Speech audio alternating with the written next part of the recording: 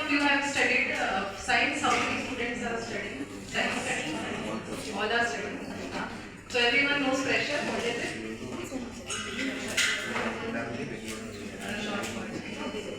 Pressure. They are doing what is stored here. With pressure, this will bring pressure.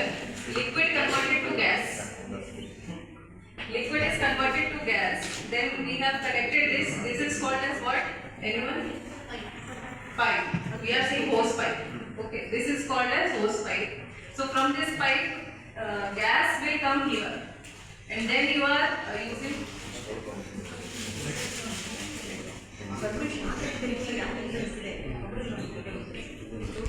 And spark will come here. Gas will come here. So with lighter spark, flame will come.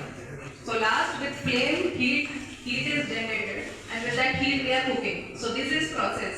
I think everyone has understood how cooking is happening. You are keeping here vessel.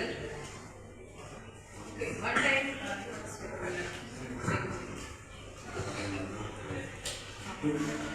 ಯಾವ ರೀತಿ gas ಬಳಸಬೇಕು ಅಂತ madam ಕೇಳ್ತಾ ಇದ್ದಾರೆ.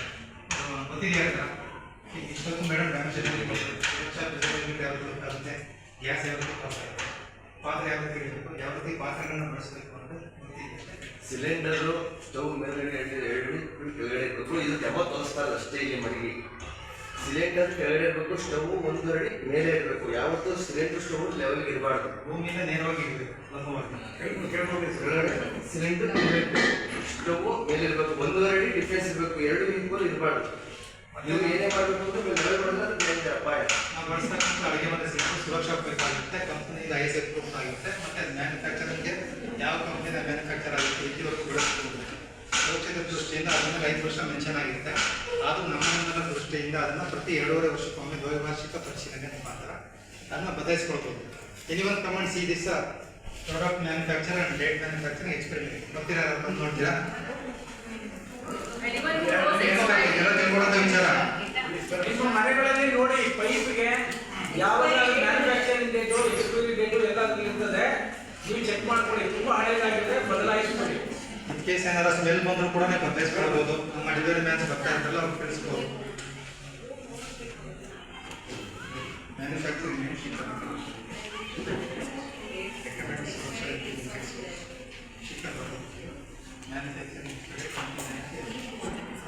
ಇದು ಕೂಡ ಅಷ್ಟೇ. ಏನು ಪ್ರಿಸರ್ವೇಟಿವ್ ಯೂಸ್ ಮಾಡ್ತಾ ಇದ್ದಾರೆ, ಇದರ ಡಾಕ್ಯುಮೆಂಟೇಶನ್ ಆಗಿರ್ತದೆ.